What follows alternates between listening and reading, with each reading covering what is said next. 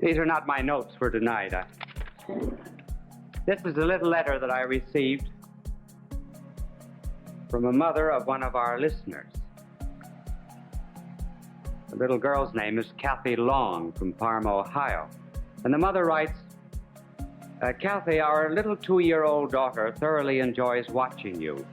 In fact, when it comes time to go to bed, you get many kisses as a good... She's 2 years old. Did you hear that, the first part? You get many kisses as a good night, and even then she wants to stay up. She sits in her rocker, almost spellbound during your entire talk. I wish you were on more frequently. A few weeks ago, in anticipation of a new arrival to the family, we purchased a new dryer. It is the type with a glass window in the front. Kathy watched me put the clothes in and saw them tumble around for a while. And then she turned to me with a puzzled look on her face and said, "But, Mommy, where's Bushy Sheen?"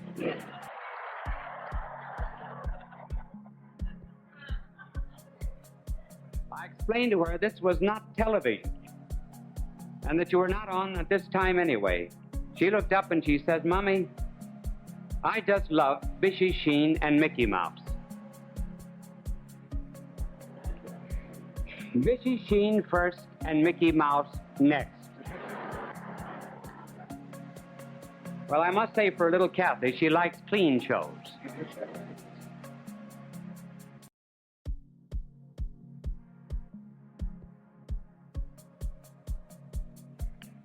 In this telecast, the 3 greatest confessions of history, the confessions of Augustine, the confessions of Abelard and Heloise, and the confessions of Jean-Jacques Rousseau.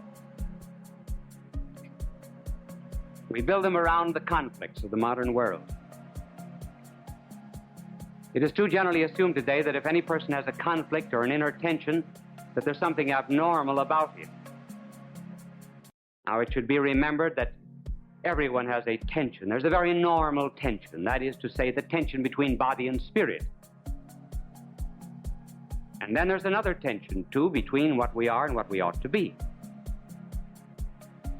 Now, in each of these confessions, there were tensions, there were falls, there was, in every instance, what our modern world would call a sex problem. And we will see how the problems were solved. First, Augustine. And this takes us back to the end of the 4th century. Augustine lived in northern Africa. Remember, the civilization of Carthage rivaled Rome. His father was unfaithful to his wife, was cruel, gave a very bad example about the house. The mother was a saint. He was brilliant. But as he said, I could not make a distinction between a pure affection and voluptuousness. I was devoured, he said, by the flesh. At the age of 17, in the year 371, he took unto himself a common law wife who lived with him for 14 years. We do not know her name. It's strange that in all the writings of Augustine, he should have left this woman unnamed. That year, his father died. And this woman, the following year, gave birth to a son called a Deodatus, which means given by God. The mother was very distraught with the paganism of her son, and she went to see the bishop, and the bishop said, "A child of so many tears will never be lost." Well, on account of Augustine's wild, furious life, and this tension between body and soul in which the body had the mastery, like everyone else, he had to find a philosophy to justify the way that he lived. You see, if we do not live as we think, we soon begin to think as we live.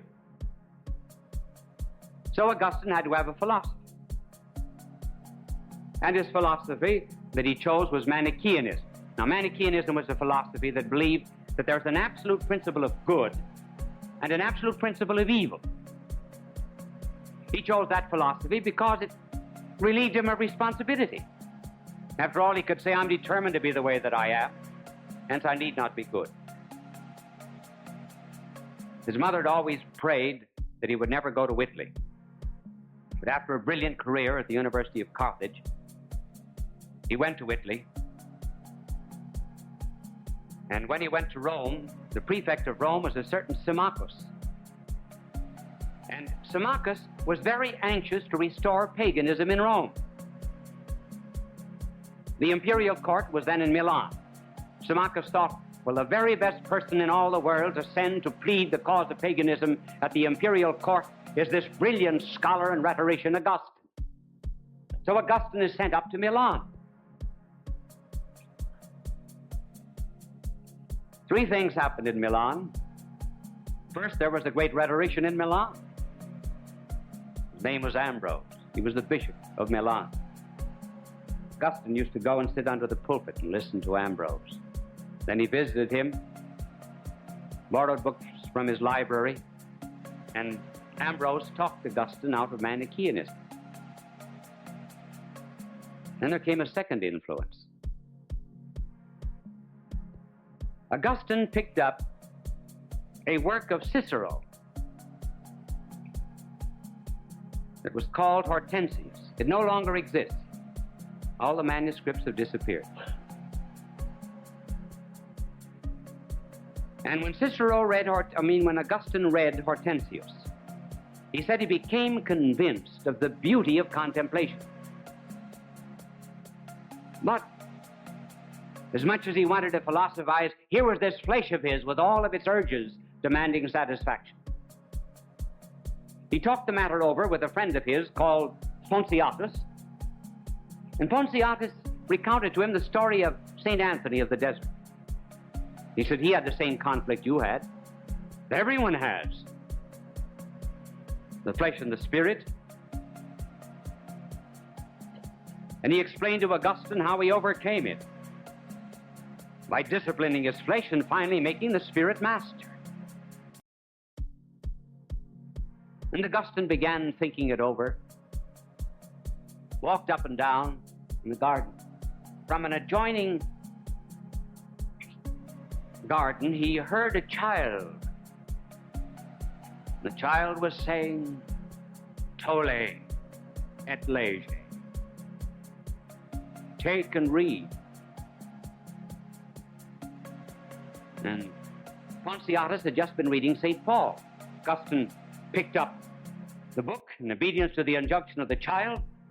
His eyes fell across the passage in the Romans about not in chamberings and impurities, but rather in complete consecration to God, making no provision for the flesh do we find peace.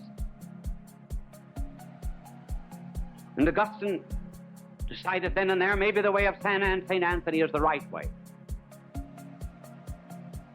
April 22nd, the year 387, with his mother there, the woman that he had lived with for years, had returned to Africa to do a life of penance, Ambrose baptized Augustine and Archdioceses, who later on died.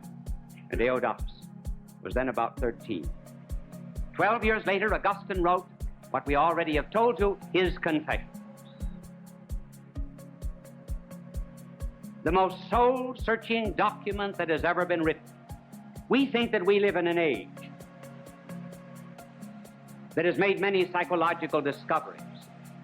And believe me, we think many a thing is modern simply because we do not know what is ancient. Nobody can ever understand the real depths of psychology until he's read three great works. The Passions by Thomas Aquinas, The Concupiscence of Bossuet, and The Confessions of St. Augustine. Here was a man who resolved the conflict that is imminent in everyone and left us those words that immediately recall Augustine are almost scriptural. Our hearts were made for thee, O Lord, and they are restless until they rest in thee.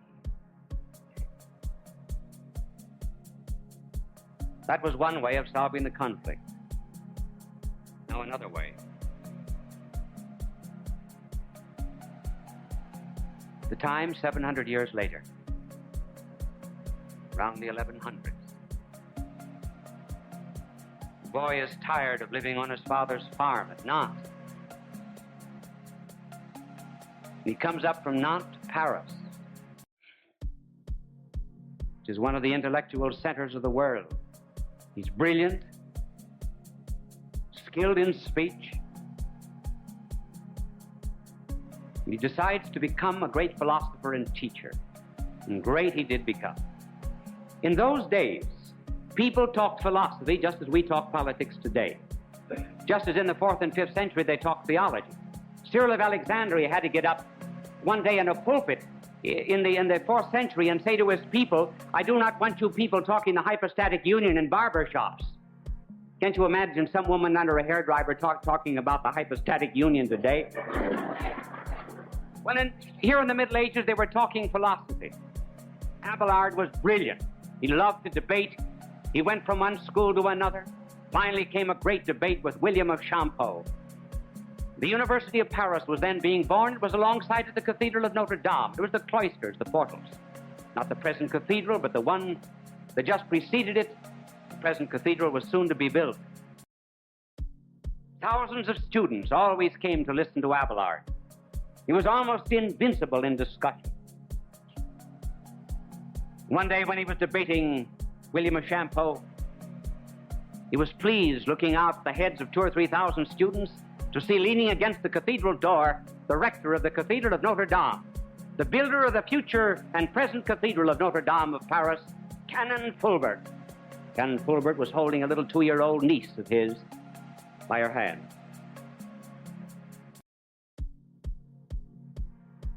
Abelard was 22. 16 years passed. Abelard is 38. Greater than ever. The little girl, Heloise, is now 18. Everyone spoke Latin. That was the language of the country. She spoke Greek, Hebrew, knew the scriptures, the fathers of the church philosophy.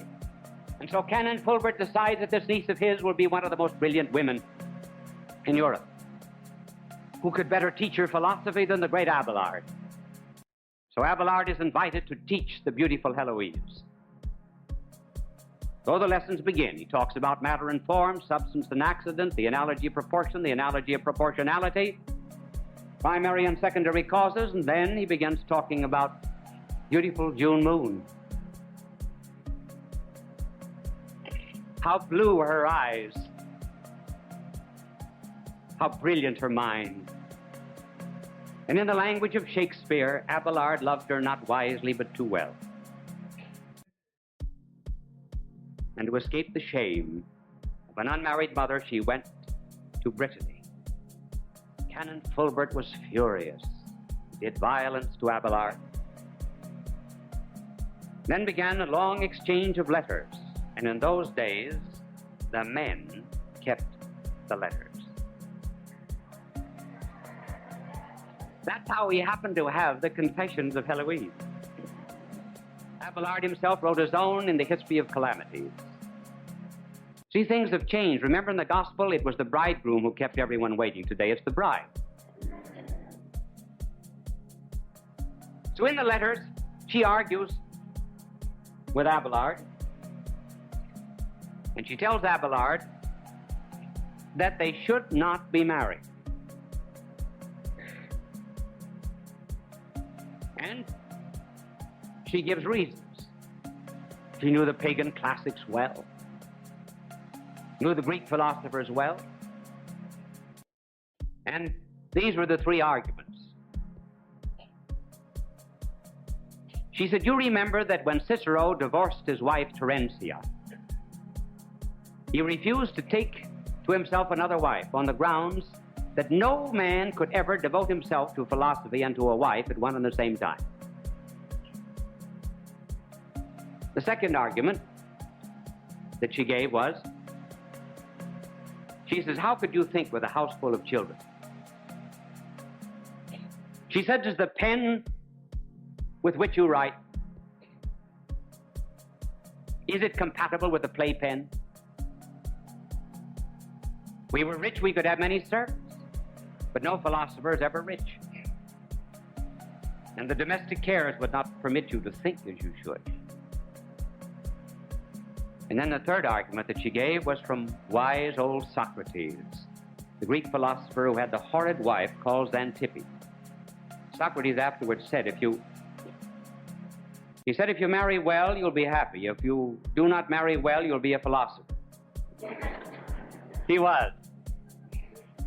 And so this particular day, Heloise told Abelard that Xantippe was scolding and thundering at Socrates, and Socrates in his meekness went out, sat on the stoop of their home. She went up on the second floor and poured out a barrel of slop down on Socrates' head. And Socrates looked up at her very calmly and said, I knew after all that thunder we'd have some rain.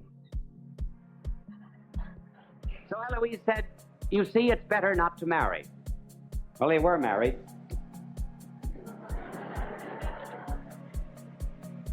And then Heloise is induced by Abelard to do penance and to enter a convent. And Abelard himself decides to do penance. It is never so very sure from the letters of Heloise that she entered the convent. The child later on died. That she ever entered the convent because she loved God. She entered the convent because Abelard wanted her to enter the convent. So it might seem, but we cannot judge. In any case, Abelard lost all of his popularity, lost his skill in debate, and was ignominiously routed by Bernard of Clairvaux. Time passes, 700 years, and the people of Paris, who always love a romance, brought the bodies of Heloise and of Abelard to Paris and buried them in the cemetery of Père Lachaise, where they are now, not so very far away, at least in the same city, as the great cathedral at the portals of which the great Abelard once looked out on a 2-year-old niece of the builder of the present Cathedral of Notre Dame, Canon Fulbert. The conflict existed. They both admitted they did wrong, as Augustine did. But there is not now that clear commitment that Augustine made. But at any rate, the times and the thoughts are close enough to those of Augustine until we come to another. Jean-Jacques Rousseau, born in 1712, one of the makers of the modern world.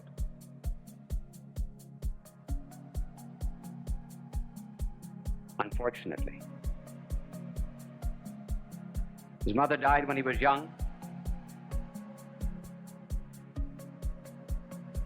And Jean-Jacques tells us in his Confessions, it's interesting that he wrote a work entitled Confessions and also a book called Heloise.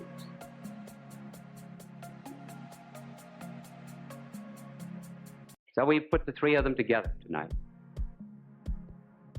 His mother died when he was young. His father taught him to read. He could read at the age of 5. And his father used to keep him up late at night reading to him lascivious novels. Jean-Jacques says in his Confessions, he said, from my earliest age, I was never able to think. I just felt. Passions made me live. Passions made me die. Later on, he falls in with Madame de Warens. He believes that he's converted. Madame de Warens, however, is not the best influence in the world. Enters political life for a while. Has some difficulties keeping peace with some of his confrères. And then in the year 1749, Jean-Jacques is on his way to visit his friend Diderot in the prison of Vincennes. He had in his pocket a copy of the Mercure de France, in which there was announced in this magazine a prize to be given by the Academy of Dijon on the subject, have the sciences and progress contributed to morals. Jean-Jacques fell asleep under an oak tree as he began thinking how he might write the essay. Being always very sentimental,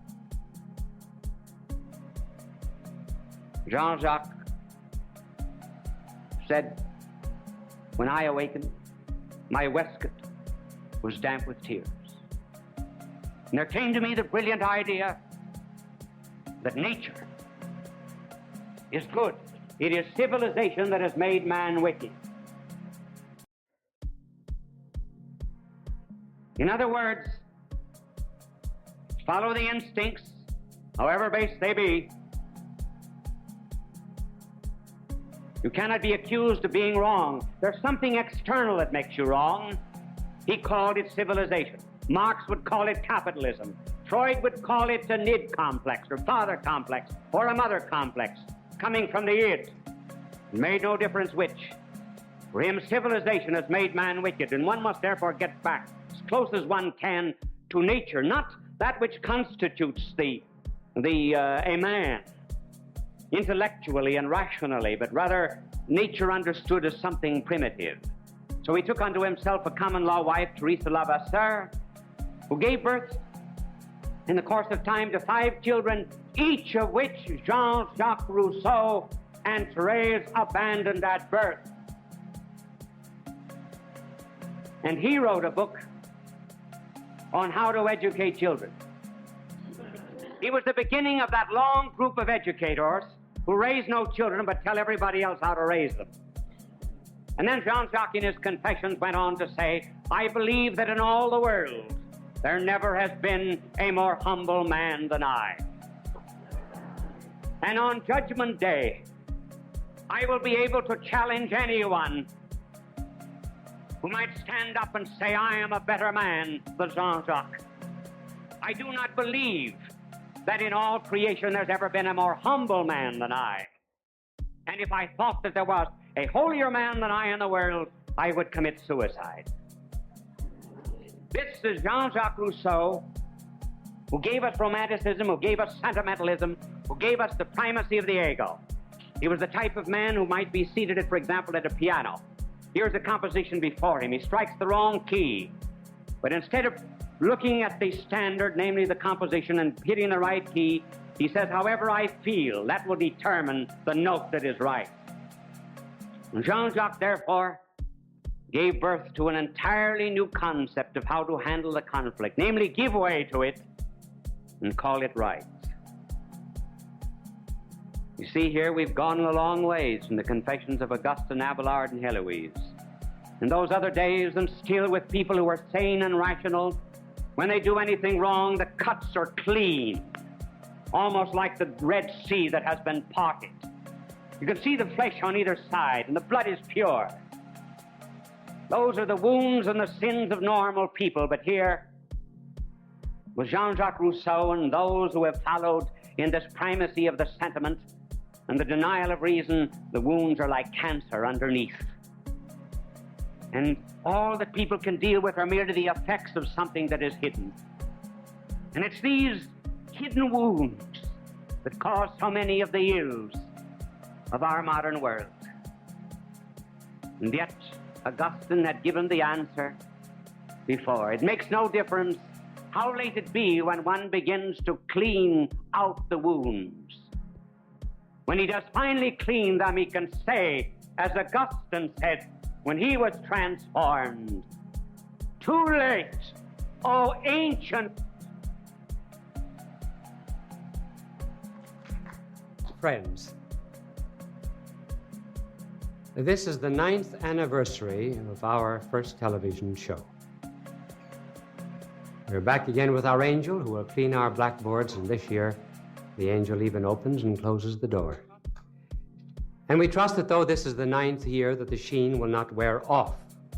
You know what Benjamin Franklin once said, that and we trust it's not true of television, that fish and visitors both smell after 3 days. Just before the show, we were testing the loudspeaker. And there came to my mind a story about Senator O'Gorman, years ago here in New York. He had deep stentorian tones that could be heard in the uttermost bounds of the old Madison Square Garden. And he was talking on a political subject. And this particular night, 3 members of the political opposition came in, and they sat on the front row, where they could hear the senator very well. And finally, the senator began warming up, filling the garden with his voice. And one of these inebriates, for one of them, all 3 rather, were in a state of amiable incandescence. One of them leaned back and said, "Louder." And the second, "Louder." The third, "Louder." And O'Gorman, the skilled orator, not to be disconcerted, immediately began talking about the Last Judgment. And he said, "And on the last day the Lord will send forth his angels, spreading death, fire, disease, and destruction upon the earth. They will descend into the valley of Jehoshaphat, separate the sheep from the goats, the good from the bad. And as he mounts the golden throne of judgment, to pronounce eternal sentences of condemnation and righteousness, some drunken fools from Albany will stand up and say, 'Louder, louder, louder.'"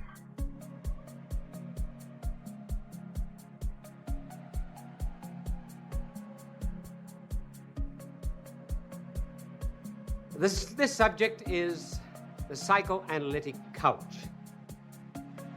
Couches are very important in our modern mental world, but I'm going to tell you the story of 2 couches. The first couch. The first couch became rather important thanks to Sigmund Freud, who did so much to popularize the method of psychoanalysis. Freud used to sit at the head of a couch, rather hidden from his patient, in order that his personality would not be too much emphasized, and then he would query the patient on the couch. Now, this first couch, of which we are to speak, was characterized by these 3 factors. First of all, the patient was on the couch.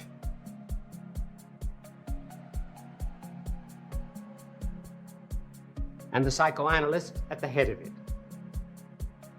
Secondly, the patient was passive. That is to say, he was to deliver his own thoughts in relationship to questions that were asked. The patient, as it were, took his medicine lying down. The thoughts were, to a great extent, inspired by the questions of the psychoanalyst. I heard of a woman who called up a friend of hers and said, "My husband is going to divorce me." And she said, "Well, so what? What do you think about it?" "Well," she said, "I don't know what to think. I haven't consulted my psychoanalyst." But she got well enough so she was able to sit up on the side of the couch. Now, the patient was passive. And then thirdly, on this couch, there is no guilt, no sin. One never does anything wrong. One may have a complex,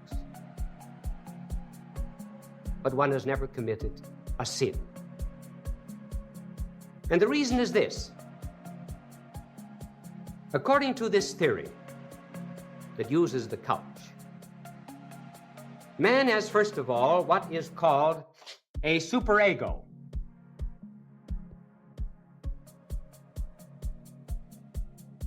That superego is made up of all of the ideals of his society, convention, religion, morals, taboos, social pressures, and the like. Down beneath his consciousness, this is consciousness, is his subconsciousness, which is called the id, ID. The id is a Latin word, it means that. That's all, just that. In this id or cellar, or subconsciousness, there is a basic drive, which is called the pleasure principle. Now picture, therefore, some stairs going up, as it were, to the superego. The pleasure principle, particularly sex, strives to assert itself. So it comes up the stairs. But up at the top of the stairs, the superego, convention, society, morals, and taboos, has stationed a little sensor. That's a sensor. And this sensor will repress this drive. Sometimes this drive can be repressed so much that there develops what is called a guilt complex. One therefore becomes abnormal as a result of that repression. Now that's one couch and what takes place on it. Now another couch. And here we go back 20 centuries. In order to understand this particular couch, remember that in those days, people did not sit at table as we do with chairs, nor did they sit cross-legged, flat on the floor, at a low table as do some Orientals. Rather, they reclined on couches. In the dining room in those days, the Romans used that kind of a dining room, the Persians and the Egyptians, and the Jews, after the captivity, used it too. Now, the dining room was called a triclinia. It was called a triclinia because the table, as it were, had three sides. And from one side of the table, and from each side, there were couches. The head of the person would be here, and the feet here. Now, this might be the host, here.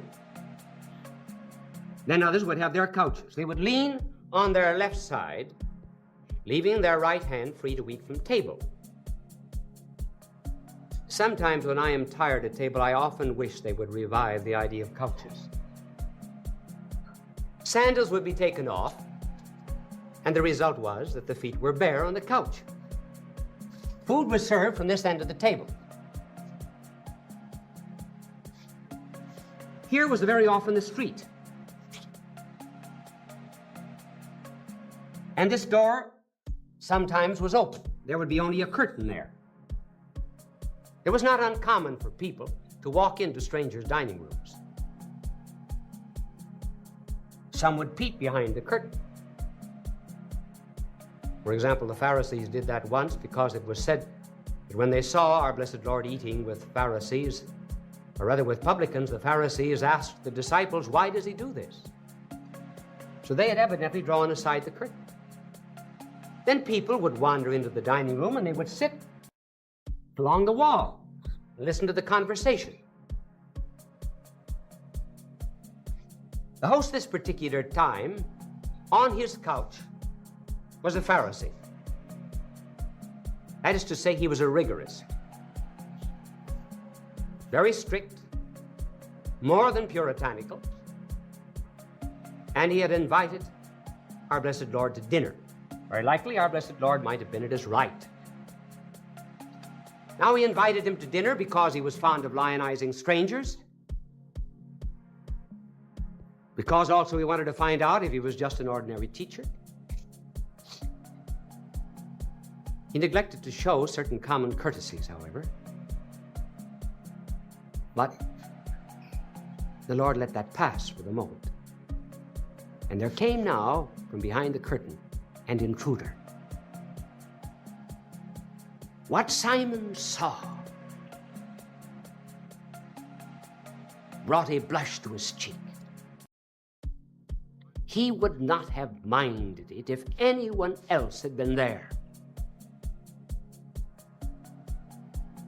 But the master, what would he think of it? The intruder was a woman.